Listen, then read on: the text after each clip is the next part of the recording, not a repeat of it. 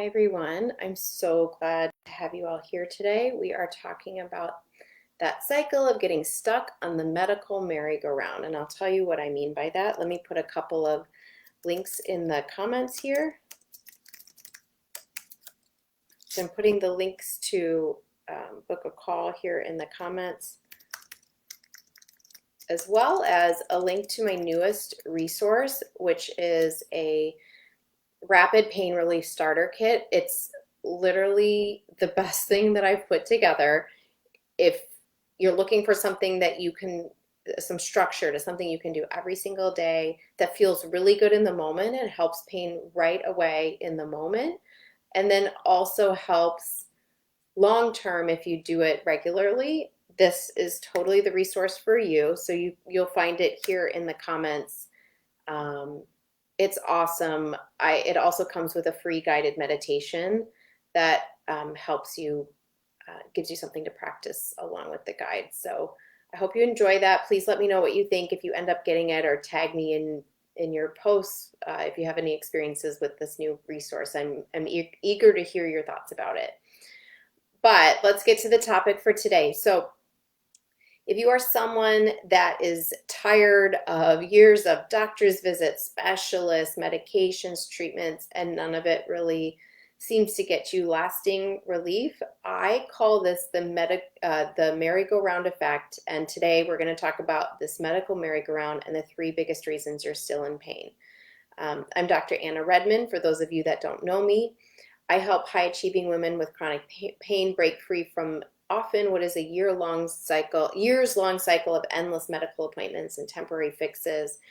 And often after years of relying on the same outdated approaches, many women feel stuck in their pain. And so today I'm going to talk to you about exactly why that happens, and more importantly, how to kind of get unstuck from that.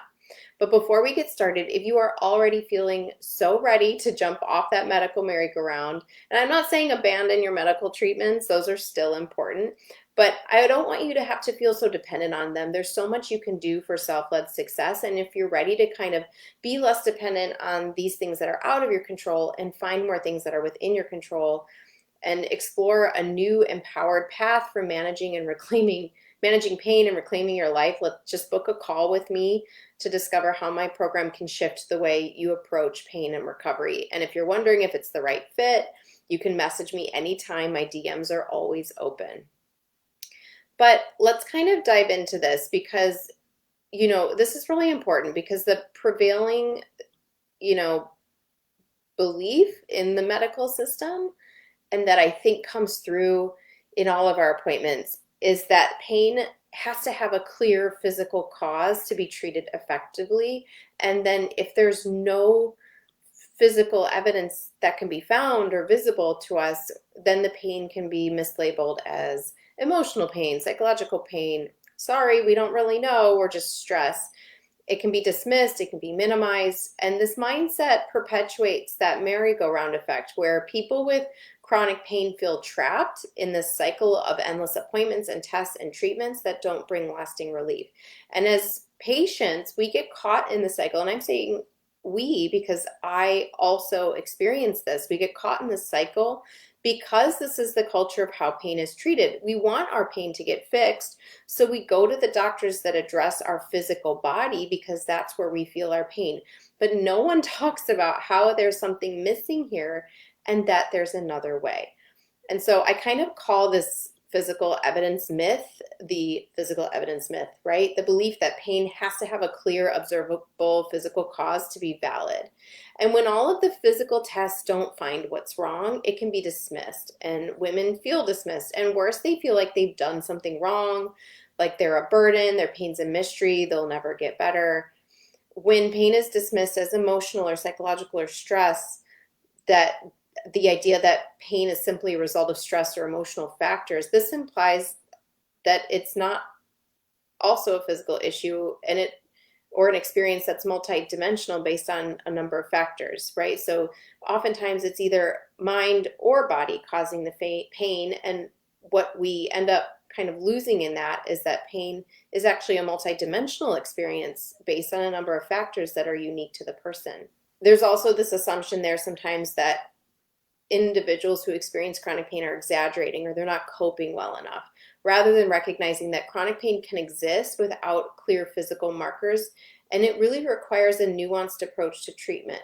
And so I've had women tell me, I keep getting told that my pain isn't real because the tests don't show anything. It feels like I'm just spinning my wheels, searching for answers. No one seems to believe that they are there.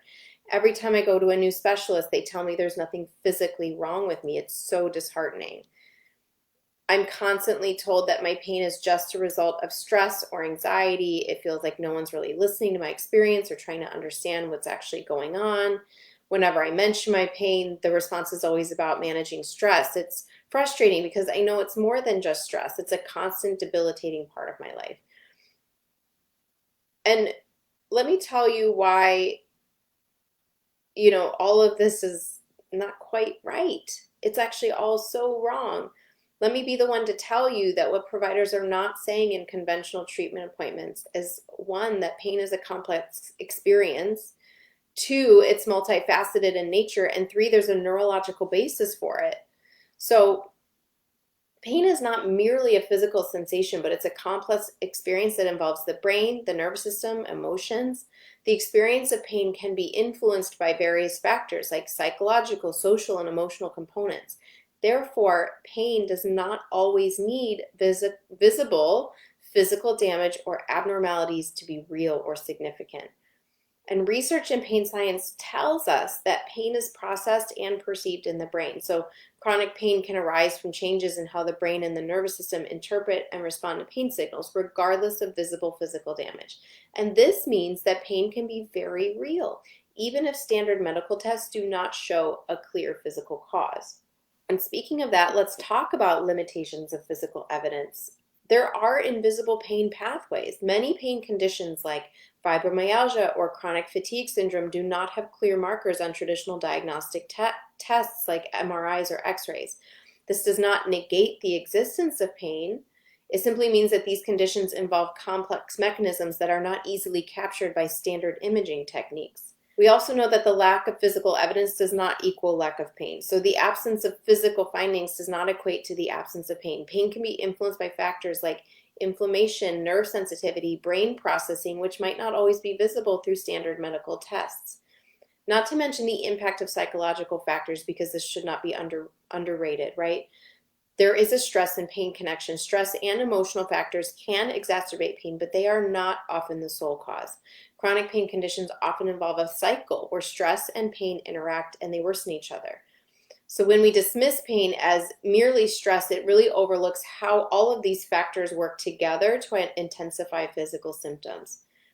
Finally, there's an emotional and cognitive influence. So emotional states like anxiety and depression can affect how pain is perceived and managed. Acknowledging and addressing these factors is crucial for effective pain management, as they play a significant role in the overall experience of pain. But let's also talk about the effects of being invalidated in your appointments. When pain is dismissed or invalidated, it can lead to feelings of frustration, helplessness, and a sense of isolation, and this can worsen the pain experience and hinder effective treatment. So validating someone's pain is essential for building trust and developing a comprehensive treatment plan. And when we can provide education and understanding about how pain works and address it from a holistic perspective, we can absolutely empower people.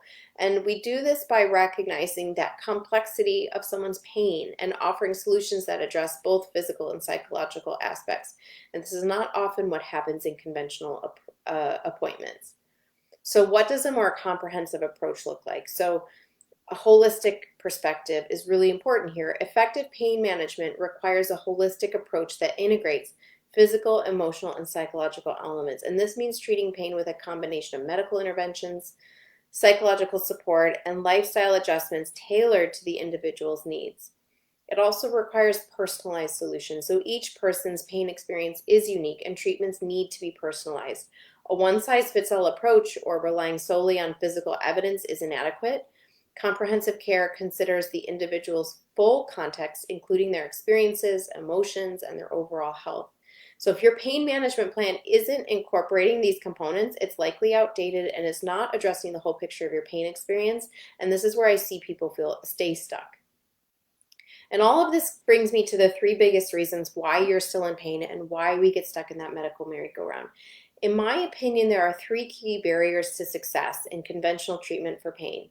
The limited biomedical or physical model, dismissal of pain experiences, and threatening language that comes without empowering education.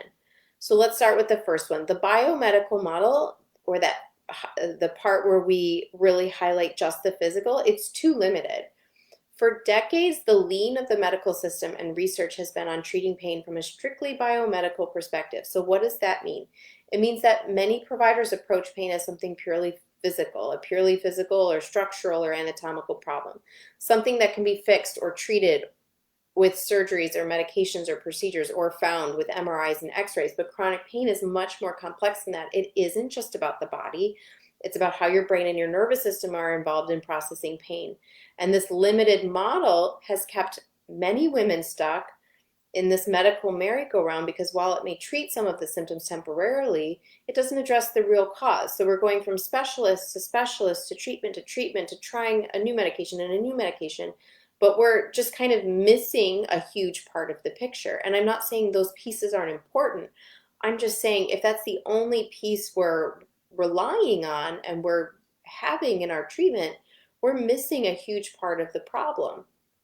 And I can think of countless clients who tell me that they've been told for years that the pain was just in their body, that they were told this language that surgery or physical therapy alone would fix it, and they were prescribed medications with frustrating side effects and results that were not worth the trouble. And then they jumped from referral to referral because no one was sure what was wrong and then sent them to the next specialist for the answer.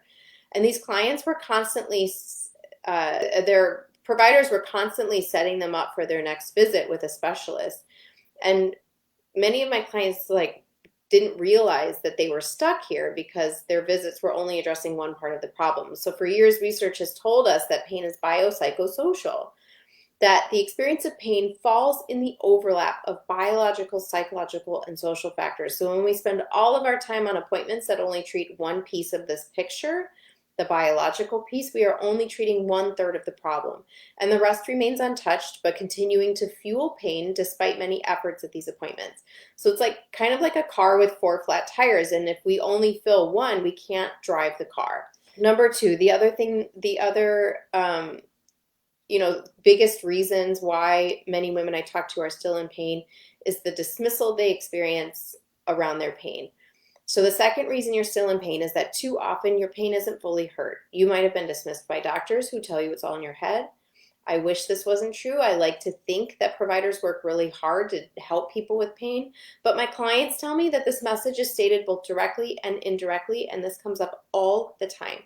So maybe you've been meant to feel like your pain isn't bad, or perhaps when they can't find a physical cause on imaging or a medical reason or diagnosis, you feel brushed off, unheard, invalidated.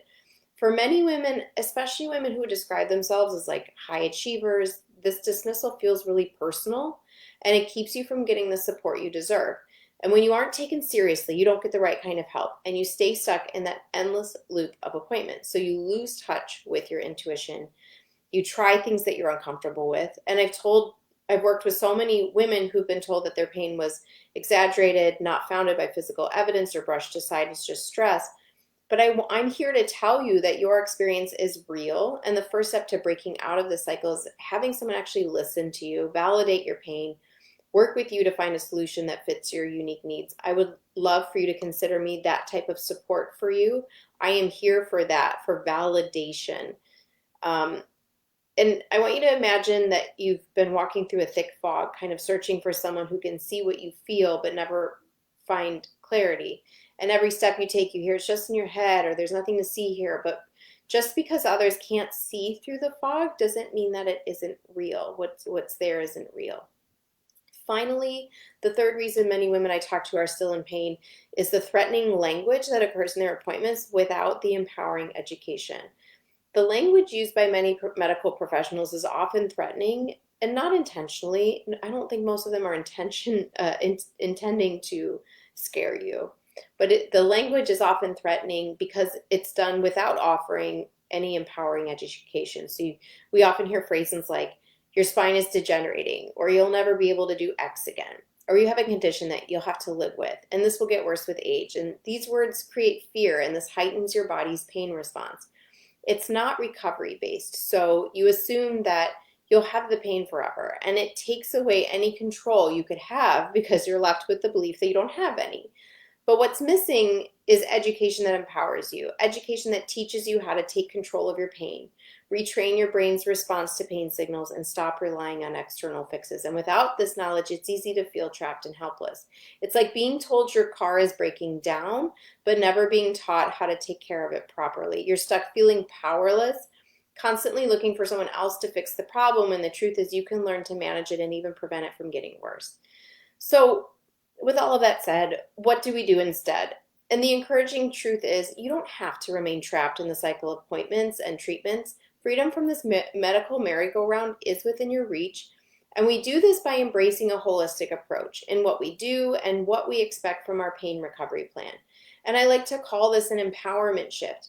In my Breaking Through Pain program, I provide you with the foundations and the fundamentals for this shift so that you can be propelled forward with self-led success instead of staying stuck on the medical merry-go-round. Here are the important components of this empowerment shift. First, a comprehensive understanding of pain culture and science. So we want to understand the medical merry-go-round. In my program, we explore the historical and cultural context of pain management, including why traditional approaches may have led to a cycle of ineffective treatments and frequent dismissals. Understanding this context validates your experience and highlights why current methods may not have worked for you. The second thing we do is we start to break free from outdated models. So by learning about the limitations of some conventional pain management practices, you can be better equipped to move away from the outdated belief that pain has to have a clear physical cause or pain is merely a result of stress. We explore the biopsychosocial model in my program, so you gain insights into the biopsychosocial model of pain, where we're integrating biological, psychological, and social factors. This is foundational knowledge that helps you understand that pain is more than just a physical symptom and that various factors unique to you contribute to that experience. We look into neuroplasticity and pain perception. So we dive into how neuroplasticity influences pain perception and empowers you with the knowledge that your brain can change how it processes pain signals. This understanding opens the door to new strategies for pain management that go beyond the traditional approaches. We have to understand pain as first a complex experience that isn't only physical. Why is this all important? First, it puts the power in your hands instead of the hands of the medical merry-go-round of appointments, but also it allows you to be informed and proactive. So we can use education about updated pain approaches to empower you to advocate for your needs and updated approaches in the medical settings you go to. Don't hesitate to seek second opinions or request alternative treatments if you feel your current approach isn't meeting your needs or is outdated. And we also want to help you communicate openly, maintaining open communication with your healthcare providers about your treatment outcomes, the language that isn't recovery-based or empowering, and your expectation of addressing the whole picture of pain. Effective communication ensures that your treatment plan remains aligned with your values, your goals, and experiences. And we want to find a compassionate provider. We want to look for healthcare professionals who validate your pain experience and listen to your concerns. A provider who takes a holistic approach and values your personal experience can make a significant difference in your treatment journey. So we want to look for outdated language and approaches. They still run rampant and you deserve better. So now you know what to look for. Finally, we want to connect the mind to body. So in my program, you learn about the critical connection between the mind and the body, including how emotions and mental states can impact physical pain and vice versa. And this education helps you recognize how stress, anxiety, and other psychological factors can exacerbate pain. Then what I do is I introduce my clients to mind-body techniques, which helps recalibrate the nervous system. It prepares it for healing. It calms it and it reduces the impact of our stress response so that we can move forward. The main piece of my program that I think is the most helpful as it relates to all of this is a personalized approach. So we need to identify your unique needs. And so we help you identify and understand your unique pain experience and therefore your needs. And this personal approach ensures that your recovery plan addresses the specific factors that are contributing to your pain rather than relying on a one-size-fits-all solution. And we're tailoring solutions, right? You'll receive guidance on developing a tailored plan that incorporates your values, what's important to you, your goals, and it takes into account your unique lifestyle. All of this contributes to that empowerment shift because it builds confidence and empowerment with validation, support, and actionable steps, right? Things you can implement immediately toward managing your pain in a more effective and holistic way. So I had this client, she'd been struggling with chronic pain for over a decade, and her journey involved countless appointments with specialists, all these tests and procedures, a constant cycle of trying new medications. But despite her efforts, she really was sort of trapped in this, endless cycle of temporary relief, but also recurring flare-ups. And she had this belief that her pain was just a result of stress or that she exaggerated. There was lack of physical evidence in her case, and this really left her feeling dismissed and frustrated. She joined my program, and it helped her because first we helped her understand the science behind pain. So how do we feel pain in our body? How is it created?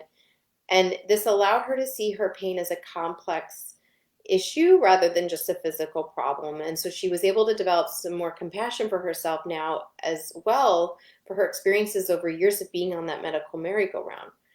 She was introduced to this mind-body education, and these tools really empowered her to get her nervous system ready for the work that we were going to do, calming her nervous system and reducing her pain sensitivity right off the bat.